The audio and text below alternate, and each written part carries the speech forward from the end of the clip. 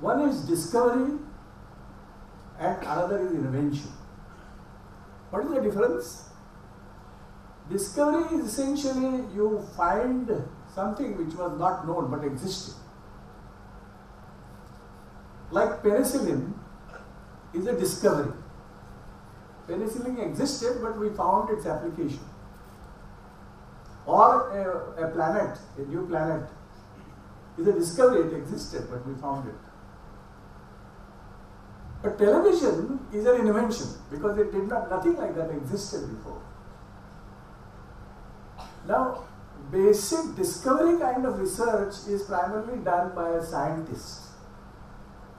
But whereas invention kind of research is done by engineers. And does that happen? Does our educational institution stimulate students to take to innovation, invention, and such activities of human endeavor which distinguishes you from the rest of the people in the country?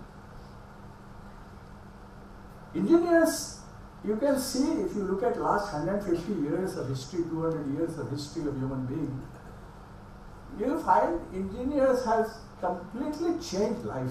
From beginning of 19th century in Europe, the changes began.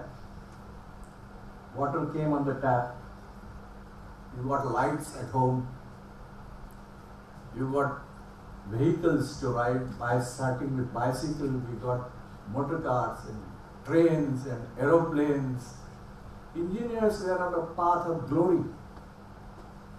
They went on inventing new things, and that's how excitedly the world progressed forward.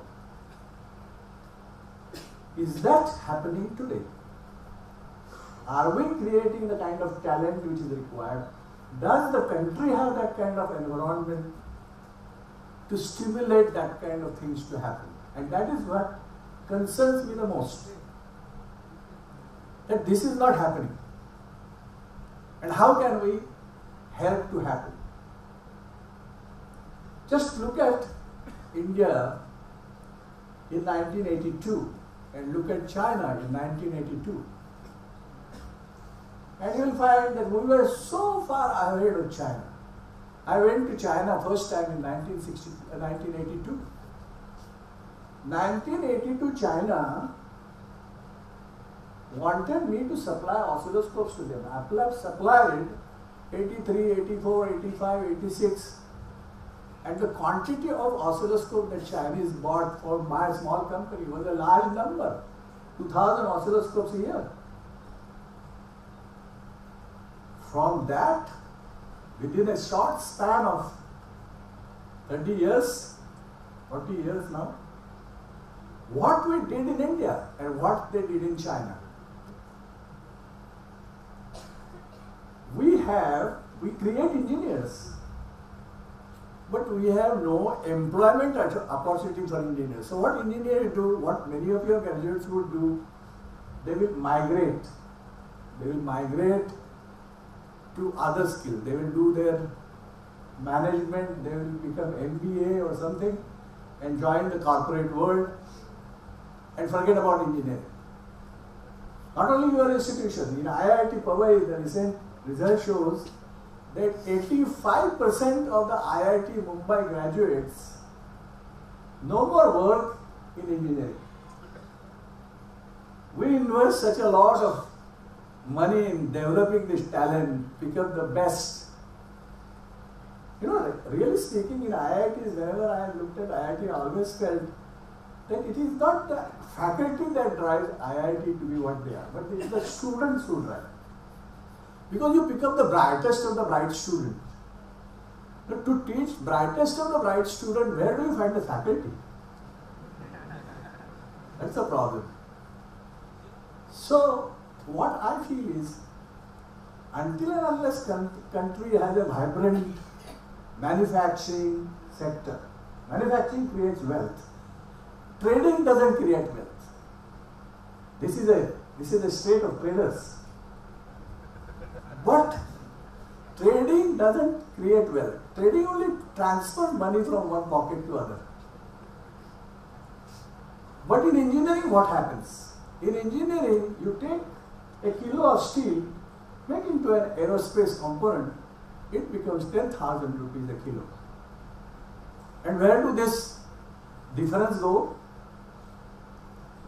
This difference is shared by many, from common workers to engineers to designers. Employment opportunity for engineers is in this. And that is where our governments have failed. Even Gujarat government has failed. Small and medium industrial growth is not giving space for them, but giving them free electricity like you give to farmers. Giving them very low cost places. People talk of Chinese prices are low. I made a study in my book. I have information about it. And I found that China does not subsidize, does not give cash subsidy like government of India. What they do is to create infrastructure by which you can become a profitable manufacturing venture. And I think India has to do that. Agriculture and manufacturing. These are the two sectors of economy which create employment. And both these sectors, for the last 30 years, we have ignored. They are growing at 1 or 2% or negative growth in manufacturing. I think these things need to change. Then all these youngsters will get the right kind of job which will bring glory to our nation. I thank you very much for inviting me and sharing my thoughts. I wish you all success for the institution as well as for the students. Thank you.